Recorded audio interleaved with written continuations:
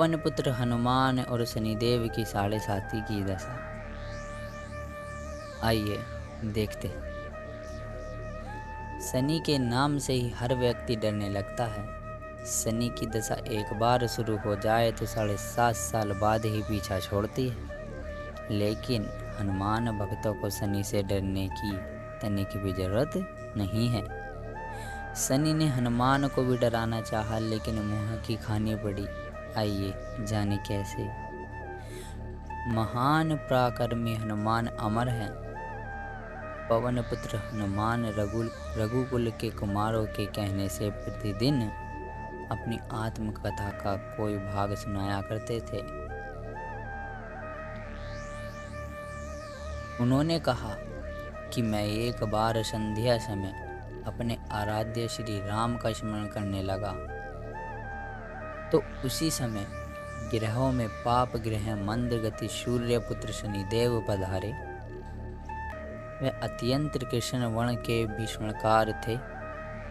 वह अपना सिर प्राय झुकाए रखते हैं, जिस पर अपनी दृष्टि डालते हैं वह अवश्य नष्ट हो जाता है। शनिदेव हनुमान के बाहुबल और पराक्रम को नहीं जानते थे। हनुमान ने उन्हें लंका में 10 ग्रीव के बंधन से मुक्त किया था। वह हनुमान जी से विनय पूर्वक किंतु कर्कश स्वर में बोले, हनुमान जी, मैं आपको सावधान करने आया हूँ। तेत्रा की बात दूसरी थी। अब कलयुग प्रारंभ हो गया है। भगवान वासुदेव ने जिस क्षण अपनी अवतार लीला का समापन किया, उस क्षण से पृथ्वी पर कली का प्रभुत्व हो गया। यह कलयुग है। इस युग में आपका शरीर दुर्बल और मेरा बहुत बलिष्ठ हो गया है। अब आप मेरे साढ़े साथी की दशा प्रभावित हो गई है। मैं आपके शरीर पर आ रहा हूँ। हनुमान मुस्काए। शनिदेव को इस बात का तनिक भी ज्ञान नहीं था कि रघुनाथ के चरण चित्रों पर ही काल का प्रभाव नहीं होता। करुणा निधान जिनके हृदय में एक क्षण को भी आ जाते हैं, काल की कला वहां सर्वथा निष्प्रभावी हो जाती है। प्रारब्ध के विधान वहां प्रभुत्वहीन हो जाते हैं। सर्वसमर्थ पर ब्रह्म के सेवकों का नियंत्रण संचालन पोषण प्रभु ही करते हैं। उनके सेवकों की ओर दृष्टि उठाने का साहस कोई सुर असुर करे तो स्वयं अनिष्ट भाजन होता है। शनिदेव के अग्रज यमराज भी प्रभु के भक्त की ओर देखने का साहस नहीं कर पाते।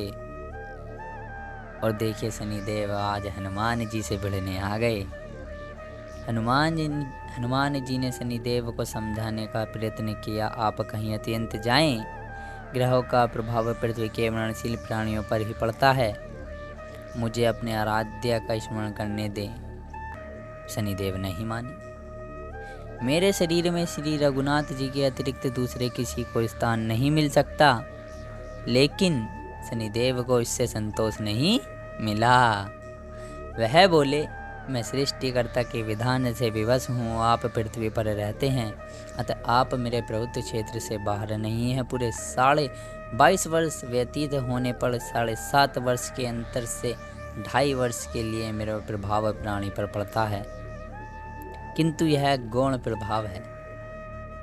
आप पर मेरे 7.5 आज इसी समय से प्रभावी हो रही है। मैं आपके शरीर पर आ रहा हूँ, इसे आप टाल नहीं सकते। हनुमान फिर से मुस्काए कि प्रभु जाइए, यहाँ 7.5 की दशा नहीं चलेगी। फिर हनुमान जी कहते हैं, जब आपको आना ही है तो आइए।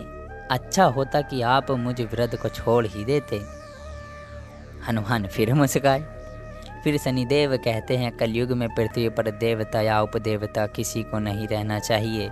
सबको अपना आवास सूक्ष्म लोकों में रखना चाहिए। जो पृथ्वी पर रहेगा वह कलयुग के प्रभाव में रहेगा और उसे मेरी पीड़ा भोगनी पड़ेगी। और ग्रहों में मुझे अपने अग्रज यम का कार्य मिला है। मैं मुख्य मारक ग्रह हूँ और मृत्यु के सबसे निकट वृद्ध होते हैं, अतः मैं वृद्धों को कैसे छोड़ सकता हूँ। हनुमान जी ने भी मन पक्का कर लिया और बोले कि प्रभु अब तो आप आ ही जाइए। शनिदेव आने को तैयार। हनुमान जी पूछते हैं, आप मेरे शरीर पर कहाँ बैठने आ रहे हैं। शनिदेव गर्व से कहते हैं, मैं प्राणी के सिर पर। मैं 2.5 वर्ष प्राणी के सिर पर रहकर उसकी बुद्धि विचलित बनाए रखता हूँ। मध्य के 2.5 वर्ष उसके उदर में स्थिर रहकर उसके शरीर को अस्वस्थ बनाता हूँ। वह अंतिम 2.5 वर्ष पैरों में रहकर उसे भटकाता हूँ। फिर शनिदेव हनुमान जी के मस्तक पर आ बैठे। इसके बाद का किस्सा बहुत ध्यानपूर्वक सुनिए। तो हनुमान जी के सिर पर खाज हुई। इसे मिटाने के लिए हनुमान जी ने बड़ा पर्वत उठाकर सिर पर रख लिया। और सिर पर कौन था? शनिदेव। शनिदेव चिल्लाते हैं, यह क्या कर रहा है। फिर हनुमान जी कहते हैं, जैसे आप सृष्टिकर्ता के विधान से विवश हैं, वैसे मैं भी अपने स्वभाव से विवश हूँ। देखिएगा हनुमान जी ने कैसे चालाकी से शनिदेव को हटाया। मेरे मस्तिष्क पर खाज मिटाने की यही उपचार पद्धति है शनिदेव जी। और आप अपना कार्य करें और मैं अपना कार्य। ऐसा कहते ही हनुमान जी ने दूसरा पर्वत उठाकर सिर पर रख लिया। शनिदेव घबरा उठे कि यह बावला तो नहीं हो गया, क्या कर रहा है। इस पर शनिदेव कहते हैं, आप इन्हें उतारिए, मैं संधि करने को तैयार हूँ। शनिदेव हड़बड़ा गए। उनका इतना कहते ही हनुमान जी ने तीसरा पर्वत उठाकर सिर पर रख। तो शनिदेव चिल्लाकर कहते हैं, मैं अब आपके समीप नहीं आऊँगा। फिर भी हनुमान जी नहीं माने कि प्रभु जब समझ आया तब समझे नहीं, अब भुगतो। फिर हनुमान जी नहीं माने और चौथा पर्वत उठाकर सिर पर रख लिया। शनिदेव फिर चिल्लाते हैं, पवन कुमार त्राहि माम रामदूत अंजन्याय नम। मैं उसको भी पीड़ित नहीं करूँगा जो आपका स्मरण करेगा। मुझे उत्तर जाने का अवसर दें। हनुमान जी कहते हैं, बहुत शीघ्रता की, अभी तो आप 5वां पर्वत शिखर बाकी है। और इतने में ही शनि मेरे पैरों में गिर गए और कहा, मैं सदैव आपको दिए वचनों का स्मरण रखूँगा। देखिएगा शनिदेव को भी हनुमान जी के आगे झुकना पड़ा। आघात के उपचार के लिए शनिदेव तेल मांगने लगे। हनुमान जी तेल कहाँ देने वाले थे, वही शनिदेव आज भी तेल दान से तुष्ट होते हैं। तो प्यारे बंधुओं, यह कथा एक सत्य वचन पर आधारित है। यदि शनिदेव की 7.5 की दशा से बचना है तो हनुमान जी को रिझाइए, हनुमान जी को मनाइए। उसके घर में कभी शनिदेव प्रवेश नहीं कर सकते, अर्थात किसी भी प्रकार का संकट नहीं आ सकता।